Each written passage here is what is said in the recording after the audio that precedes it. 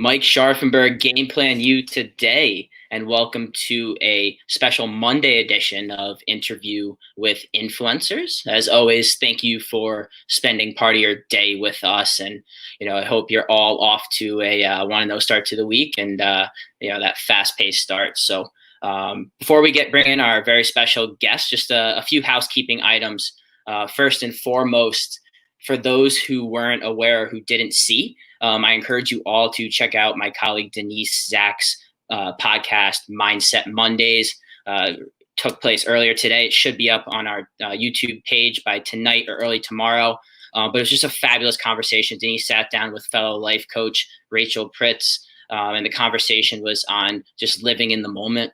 I think if there's one thing today that we can all relate to, no matter what your profession is or where you are in your career, it's mindset and really just focusing and living in on that moment. So I encourage all of you to go check that out. And then second is just keep up the active engagement. It's been really great. Everyone's level of active engagement through the first, few months of this podcast. So keep it up in the comments, use it to network with peers in the audience, to also fire questions over. I'll do my best to monitor those and get those over to our special guest if we have the chance. So without further ado, let's get right into it and bring out our special guest. He's the current manager of inside sales for the defending World Series champion Washington Nationals. So without further ado, let's give a big virtual round of applause to Zach Henderson. Zach, welcome. Thanks for joining the show. Absolutely. Thanks for having me, Mike. Of course. Well, I know it's been a busy last, few months for all of us, especially for those in the sports world. And so again, I thank you and our audience thanks you for taking the time. And so before we dive into you and your career and the advice you have for career seekers, I would love to start and pivot back to last year start a little on some positive notes here. So there was 27-33 start, right? And then you pivot there to a 66-36 finish to the season, followed up with Juan Soto's bases clearing double in the wild card game against the Brew Crew. And then you pivot forward even more to the World Series and big number 37's game 6, game season saving performance there, and capturing a World Series title for the city of DC. So I know this might be a little bit difficult, but for I think our audience would appreciate just a little snapshot into what that was like, just living through that experience and being part of the World Championship team. No, I mean, it's something I've been asked about a lot, honestly. And it's funny because you ask anybody that worked through it or was a part of it, it seems like a blur. Like it really seems like it went like that.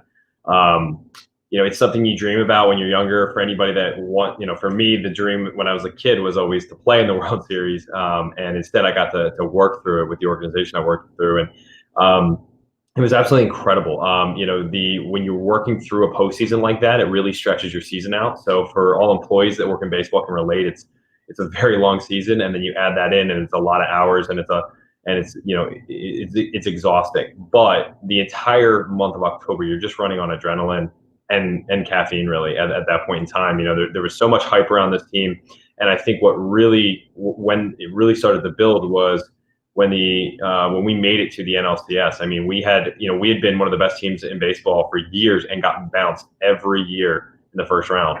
And this was the first time I think that we really proved to our fans, like, hey, no, this year's for real. We weren't number one seed coming in. We were a wild card team. We had to fight claw tooth and nail to get in. And once we did that, it was just the energy in the city was incredible. The fans, I mean, people forget this is a very young fan base. The brand's only been around since 2005. So, the backing and the support we got locally was incredible. We had watch parties at the stadium for away games that were almost half the stadium was filled on some of those. So it was just unlike anything I'd ever experienced. We were very lucky to even be able to travel and see an away game down in Houston. So all in, it seems like it went in an instant. It was an absolute blur. But it was one of the coolest experiences I've ever gotten to be a part of. I mean, there were employees and colleagues of mine that I had never even met before that, I was hugging and as we're clinching next rounds. And I just think all in, it brought the city and the front office as well, just that much more together. And it was just, something I'll never forget.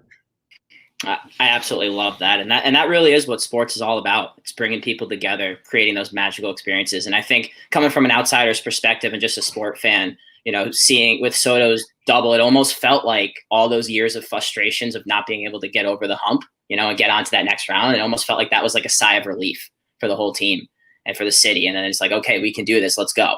So I absolutely love that. So I want to take a step forward to going back to you and your journey in your career. And I love what you said with the, your goal was to play in the World Series. And I think a lot of young athletes, whether it's in the Super Bowl or the NBA Finals or the World Series, like that's the goal, right? When you're 5 years old, 10 years old on the playground. And then for most of us, 99.9%, that dream unfortunately does reach its peak, whether it's in high school, college, minor leagues, whatever that may be. So for you specifically, and I know, you have a very unique case. You got involved working in sports, starting out with the Eagles even before college, which is really impressive and kudos to you. But what was your kind of that moment of like, there's a business side to sports. This is interesting. Let me look into this. So when did you first discover that? And then what is it about that business side of sports that attracts you there? So, I think for me, I had a very similar situation when, like when you're a young kid playing different sports, trying it out for the first time, and you're figuring out what am I good at? What am I going to enjoy? I still clear as day can remember all the way back to high school, having a sit down with a guidance counselor and discussing about what I wanted to do, what I wanted to go to school for. And at the time I didn't know. And the individual posed the question to me, well, what are you really good at, in school specifically? And, I was involved in everything business related, every club, every class I could take. So I said business, and she then posed the question to me, well, what do you love? And the first thing that just came to my head, I just said sports. And she, kind of countered me and said, you do realize that there are careers in sport business. And that was the first time I'd been introduced to even the concept. Out of that, I had enough of my curriculum accomplished at that point in time to where I had some extra time my senior year in high school, where I actually went on a shadow day to a company called Market Street Sports Group in Lancaster, Pennsylvania. And they allowed me to do a shadow day. And, it was kind of the first time I had really seen individuals going to work and the relationship with the sports side. They did a lot of different sponsorship things in Lancaster. And, at that point in time, I actually posed the question to them if they would ever consider a high school intern, because they usually only brought in college graduates. They allowed me to do it. So I had my first internship technically before I ever graduated high school. And that was really the first moment that I got a little bit of momentum saying, okay, this is cool. This is what I think I want to do. I declared for sport administration major, going to IUP outside of Pittsburgh. And when I got there, every experience I had, I think, just kind of built on, yes, I love this. I'm willing to give up free time. I'm willing to give up whatever it takes to be successful in this. It started with the Philadelphia Eagles. I had 2 internships in back-to-back summers after my sophomore year and then after my junior year. And, that really just kept the, full steam ahead for me and just confirming, okay, this is the industry I want to be in. But I really kind of found my way into sales and the sales side of the business when I first came out of school and got my first opportunity in inside sales with the Pittsburgh Pirates. That was the first time I had been exposed to sales. And, I didn't know how I was going to, really how I was going to react to sales. I knew I was open to it. I had more of a sponsorship and marketing mindset and background, and that's what I thought I wanted to do. But the minute I got my hands on sales, it's one of those things where, success kind of breeds interest. And, immediately I realized that I could do this and I could do it at a high level. And I just kind of fell in love with it overnight and really just started to hone in and work on my craft year over year as I went through and continue to sell. Love it. I love it. And it's all, I always love that question because it's everybody's journey is different.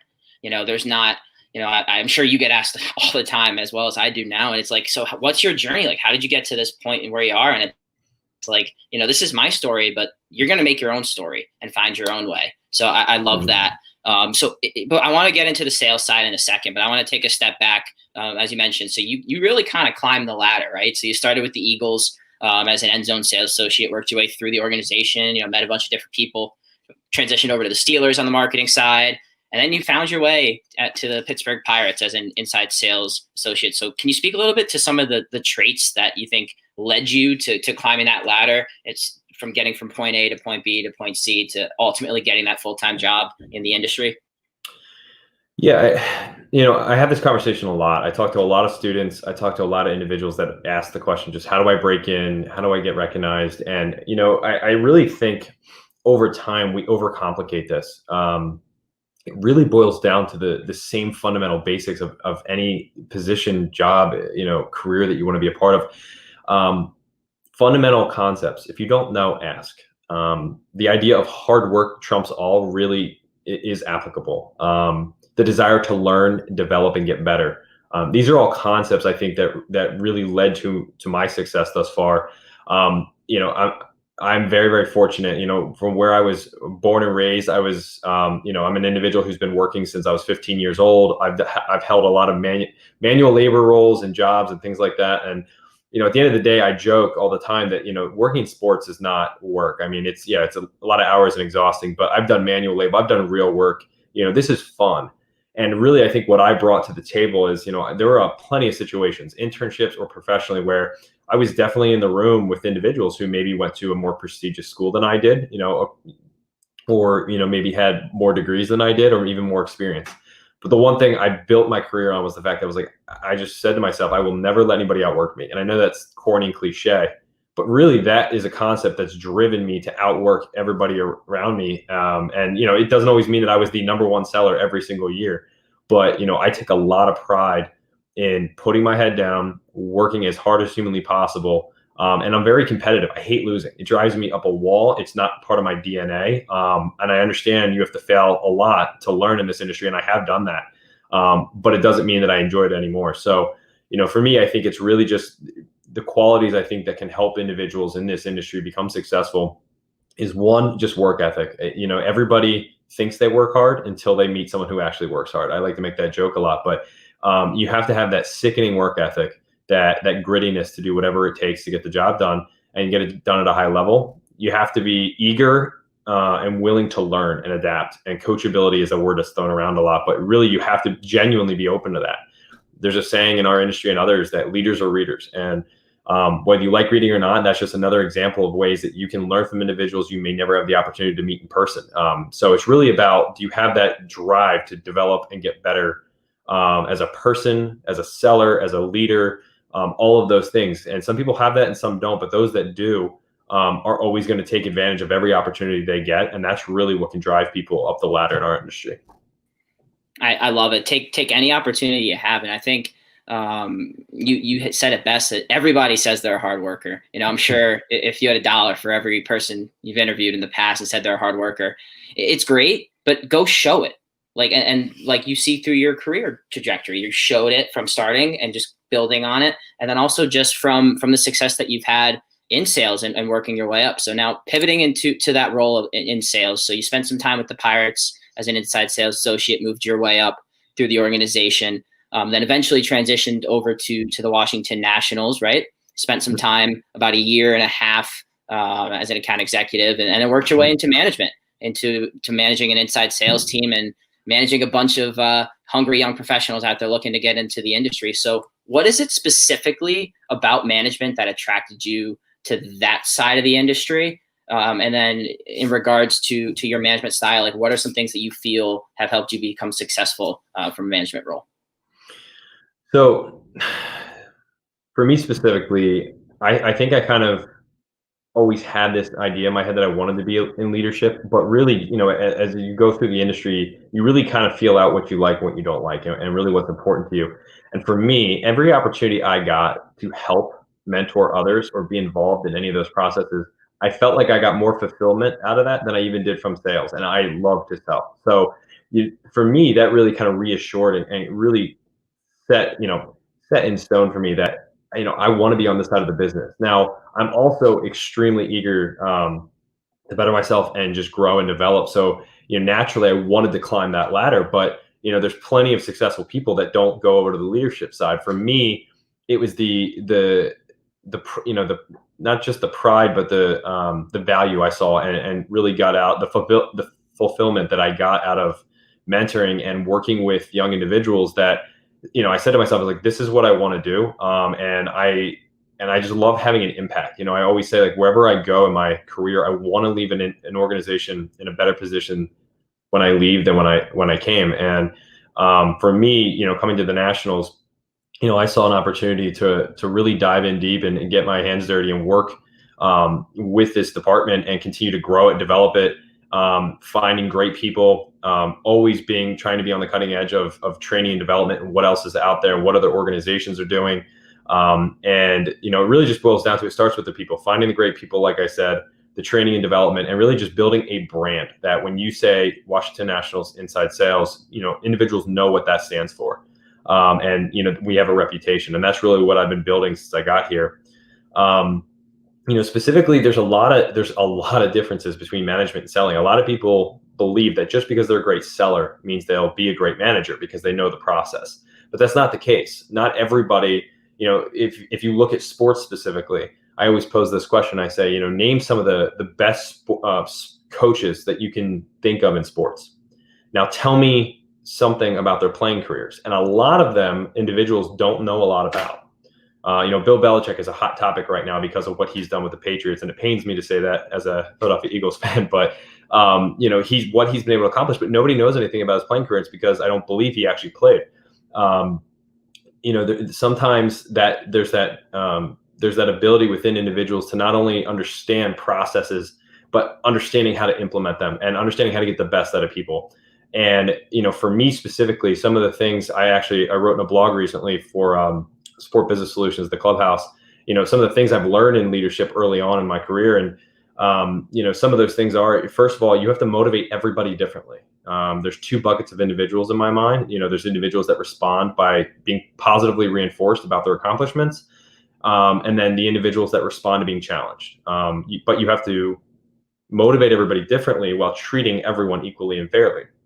You also have to understand that, who you are going to be as a leader. For me, I'm not a yeller. That's never been my style. I just doesn't feel right for me. I don't yell at anybody if I'm upset. But I'm also not a best friend to my reps that work for me. For me, I'm right in the middle, and that's where I want to be, is that big brother role where I'm setting the example for you. I'm pushing you. I'm challenging you. I'm being a role model and a mentor for you. But also, we're not going to be best friends, and we're not going to go hang out on the weekends together. But I'm also not going to sit here and scream at you every time you screw up. That happy balance and that happy medium is kind of where I find myself, and where I feel like you get the most out of individuals, because there's that level of respect, but also the ability to relate to the people that are working for you. No, that's a great point. And, it's funny. I had that conversation the other day of big name coaches, right, that are, that played in the league. But it's like, if you think of the NBA, all the big name coaches, a lot of them don't work out.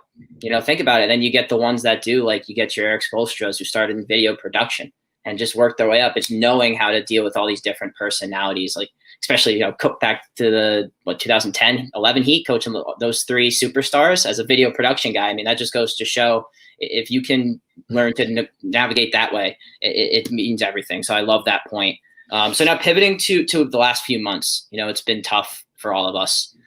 Just thankful sports is back right now. We're starting to slowly get through this, which we will, and we're going to come out stronger. But I think it's important that we're transparent with the career seekers out there. And I always love to pose this question. You don't need to dive deep into the weeds, but just give the career seekers out there kind of a quick snapshot of, when COVID hit and we kind of had to shut down, like what has been the change in the day-to-day for both yourself and then for your reps and your team as well? And where are you guys at right now? So we'll start specifically with scheduling and day-to-day. The biggest thing was when COVID hit and we had to go, working remote, we wanted to keep as much similarity out of the office as there was in the office. It's no secret. All of our reps are working from home. A lot of them are isolated if they don't have a significant other or live with friends or live with anybody. A lot of individuals could be by themselves for large periods of time without really getting to see a familiar face, which can, really weigh on individuals. There's a lot of things out there that can be weighing on individuals. So really for us, really having structure was one of the most important things when we first transitioned, trying to keep a lot of the familiar processes and times and schedules and things like that. So when we went remote, we kept a lot of our scheduling very similar and a lot of our processes. However, we did have to adapt. So first of all of our reps, are still working remote from their homes right now, as they did when we first went to quarantine. We do have the technology that allows individuals to make calls from home, as well as access all of our databases from home. And with that, really we've tweaked our sales process a little bit. We lead now with even more empathy than ever before. Really trying to build an understanding when we're contacting fans, really understanding what's going on with them, their lives. Because there's situations out there, to be very honest, that people are not going to want to talk about baseball, and that's okay. We just want to be there for our fans. We want to be whatever that shoulder is to lean on, or even just somebody that maybe just wants to talk baseball. We'll be that for them. So we're leading with even more empathy, and really when it comes to our processes, instead of the system where in the past we would sell a lot of meetings in person, we obviously can't get in person right now. So we're using Zoom a lot and a lot of other technologies to try to get quote unquote face to face with individuals, and just discuss the 2021 season. There's individuals that don't want to have that conversation right now, but there are individuals that are. And right now we're going day to day, just trying to figure out where those individuals are, identify them, and do everything we can to help get them on board, so they can take advantage of obviously the best seating that we have to offer. So it's been a little bit different. It's definitely interesting that you wake up and get out of bed and you only have to go 5 feet for a lot of individuals to their office. But we try to be as engaged as possible. We try to use Zoom and a lot of opportunities to see people's faces and to connect and just catch up and see how everybody's doing on the employee side, as well as we've tweaked the sales process a little bit for what we're doing. And other than that, we've tried to keep a lot of similarities from what we do in the office. I think that familiarity is just allowing the reps to feel a little bit more comfortable working from home overall. Yeah, 100%. And that goes whatever career you want to be in. It's that adaptability piece. Right now you have to be empathetic. You have to understand that everyone's in a different situation. You don't know if someone's significant other, brother, sister, friend, whoever came down with the virus. You don't know what's going on in their life. So it's just building those relationships and seeing where that goes down the line, and eventually helping them get to the stadium and have that experience when the time comes. But so I want to pivot now to something that holds a dear place in my heart. It's played a significant role in my short time in the industry. But that's mentorship. So what's the value that you put on mentorship? And then could you speak to some mentors that you've had in the past and what those relationships have looked like? Yeah, absolutely. I think, and this, it's ironic. This kind of goes back to the idea, as I said before, as a leader, that image of being big brother, if you will. I've had a number of different mentors in this business, and they all come in different shapes and forms. Some of them are individuals I work for directly. Some of them are individuals I work alongside. I think in this business specifically, it is so important to have a mentor and people to, really to help guide you, if you will, inadvertently, through this maze that we call the sports industry. I mean, there's no straight line to get to where you want to go. And every time you think you have it figured out, life throws you another curveball, or the industry throws you another curveball. But, I think at the end of the day, having a mentor really laid the foundation for my career. I mean, there's no avoiding that. I had some amazing individuals in my career thus far, and I'm not even, I may not even be halfway through my career at this point in time, but I've had some amazing people, not only that I've worked for, but getting to work alongside. I would say there's my manager that I worked for in Pittsburgh directly. I was very fortunate where he not only hired me into inside sales, but he moved up the ladder and took over account executives and full-time sellers, and then he promoted me again to his staff. So, he taught me a lot of what I know in this business from the ground up, and I worked for him for several years. And somebody that really helped me really learn the basics all the way up through. Somebody else I worked alongside in Pittsburgh that I look at, really helped me diversify my skill sets. And what I mean by that is, this was an individual that really helped me break through that barrier of gaining access to management experience prior to actually becoming a manager, which is something that's so big in our industry today. Building that resume up before you become a leader, of actually having experience with everything from building a training to recruitment, to leading a meeting. I mean, all these things I got exposure to, and even feedback and coached on from not only a good friend but a mentor that I had as well. And then finally, I had another manager, another two managers here in DC that I've learned an incredible amount from, both of which I learned different skill sets from. But I think the common theme with all of them is not one of them ever let off the gas pedal, if you will, in terms of challenging me. There'd be times I finally felt like I had figured it out, and they'd come back and rip me down again and so they could build me back up on something that I did or created. And, it's those things that really made me hold myself accountable, continue to challenge me, and build out a lot of the things that I know now to be right, what I believe in, how I carry myself in the office, how I am as a mentor and a leader. And I try to carry that over into the office now, in DC with the Nats, is, how I want to be as a mentor, and the individuals that look at me as a mentor. I try to, I've taken a lot of things I've learned over the years from my mentors, and I'm trying to implement that now, for being that person, that, people can lean on, can come to for guidance, but also is not going to let them take it easy. The individuals that are going to push them until I find out just how good they can be, and show them the right way to do things. So, it's kind of come full circle. And that's one of the things I love about leadership, is a lot of the things you learn along the way, you get to flip and then be able to give back as a leader and a manager. Oh, 100%, 100%. I think, something you said, I love that two things were mentors are different. So every relationship's not the same, right? The core of it's the same, mm-hmm. but you're going to have different relationships with each mentor. And I also love the fact that you spoke about, the mentors are not always going to be your best friend, right? They're going to be that big brother. And sometimes they're going to tell you some things that are hard to hear and knock you down, but they'll always be there to pick you up. And, I know one thing that I realized early in my career, was from a mentor, is you're not going to get the answers a lot of times. They're not going to tell you this is how you get from A to B, because they're going to make you figure it out. They'll help guide you there, but they're going to help you figure it out, because that's just going to help you in your career. So I love those points. So in regards to really jumping into the career seekers here, right? Mm-hmm. As someone who's in the position to bring on new reps, and who I know firsthand is always open to a conversation and getting to know young professionals, what are some specific skills or traits that you look for when you're looking to onboard young candidates and young reps into the organization? So I get that question all the time. Every time I'm talking, at a school or a candidate, they always want to know what I'm looking for. And the ironic part about sales specifically, for anybody out there that's, interested in potentially getting into sales, is that, inside sales being your jump off point, being that first, foot in the door and that break into the industry. It's one of the few departments, maybe the only, in our industry, where we're looking for individuals based off of certain qualities and traits, but the sales background isn't as important. Does it help? Absolutely. But it's one of the only departments where the whole foundation of inside sales is you're going to be working and selling while we train you as well. So for me, I don't care if anybody has sales experience or not. It's definitely a bonus. But as I said, I'm looking for specific skill sets. And the easiest way to sum it up, Mike, is really, I'm looking for everything I can't teach somebody. Okay. And what I mean by that is, I can teach anybody how to sell. I can teach you the sales process. I can teach you how to overcome objections. I can teach you how to run a meeting at the ballpark. I can't teach somebody how to be driven, passionate, hardworking, and gritty.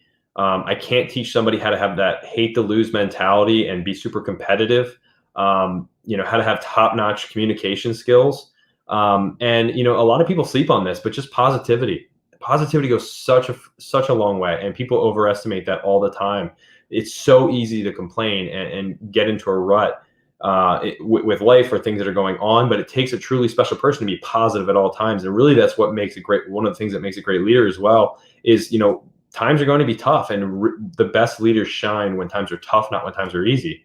And that's one of the other things I look for.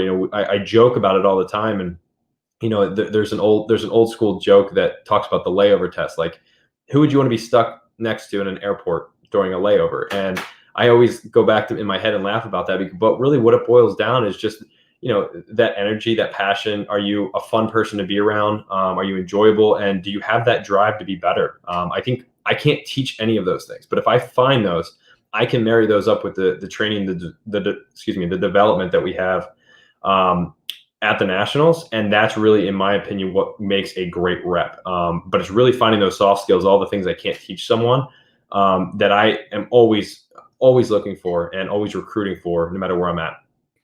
100%. I mean, the positivity, especially from an inside sales perspective, like, when we're back in the office, fingers crossed very soon, but we're all next to each other. We're all banging the phones, and you want it to be upbeat. You want it to be positive. You want people to be ringing the bell and motivating each other. And if you have that one individual who's just not making a sale and just down on themselves and bringing the mood down, that's going to bring the whole team down. Yeah, you gotta start looking at from a perspective of like, okay, I didn't get this sale, but I learned what not to do for next time. Let's go get the next one. So I absolutely love those points. So one of the last questions I have here, and I think this one is very important. Like we said multiple times, these are definitely unprecedented times, and for a lot of college students who are in college or who just got out of college, they're looking for things to do to get better. So in your eyes, right? In the next few months, there's going to be interviews going on. I know there's already some in different organizations starting up now. It's just going to be the class of 2020, but you're going to have class of 2019 and a bunch of other executives that have got unfortunately let go because of this. So what are some things that career seekers and other professionals in the industry could be doing now, starting today, to be quite honest, to separate themselves for when the industry opens up and those jobs become available again? There's a number of different things, but I want to be very clear when I say this is that this is uncharted territory. This is one of the first times this has ever happened, a situation like this. And there's not a playbook for it, but there are definitely things out there that individuals can be taking advantage of right now. The first thing is I really think individuals need to have a good understanding of really what is going on in the industry. And I'm not talking about what you see on SportsCenter. I'm talking about like what is going on in the industry. Do I have a good beat on that, a good temperature of what's going on out there? Are teams, letting go of individuals? Are teams bringing on individuals? Are teams staying stagnant? And I think the short answer to everybody out there is every team is different. There's not a cookie cutter answer on this one where you might see, a little bit more of that parallel in other situations. So I think you first have to understand and be respectful of what's going on. And then two, I think the first thing individuals can do is you have to get out and network first and foremost. I know that sounds very, very basic, but networking is so crucial because, I tell people this all the time. There's an old school saying, and going back to another old school saying, but it's not what you know, it's who you know. And that's a lie. In this situation, it's not what you know, and it's not who you know, it's who knows you. You got to understand that teams, and somebody like, let's just take myself, for instance. I talk to a few hundred, maybe even a few thousand candidates annually. So if I talk to you one time, and this is nothing against anybody that I talk to, but there's a very good chance, unless you follow up, stay in touch, engage with me, that I'm not going to remember who you are if you randomly ping me a year later or several months later. And it's just because, again, going back to understanding the industry, managers like myself are constantly having conversations. So you have to understand that it's nobody in our industry right now is going to hand you a position on a silver platter. It didn't happen before COVID, and it's sure not happening now. So what that means is you have to find a way to stand out, begin to build a network, and be able to have a discussion with somebody about what you bring to the table and why you're passionate about working for that organization or that individual. I think when you can accomplish all of those things, you now start to have managers around the league, whether they're hiring right now or not, that are going to know who you are. And then that constant follow-up and feedback, and engagement, I should say. It doesn't always have to be, hey, are you hiring? It can be something as simple as, hey, I read this book. I'd love to throw it over to you. I thought it would be great. I thought about your sales team when I read it, or, here's a great podcast I was listening to, or a LinkedIn post I saw about the organization. Congrats, whatever it might be. That level of engagement is going to keep you top of mind with hiring managers, because any manager that constantly is hiring, like I am in an entry-level position, we always have, what we refer to as like a bench, like a group of individuals in our mind that we've had discussions with that we really think have potential and talent that we'd like to engage with further. And just because we're not hiring right now doesn't mean we're not going to be.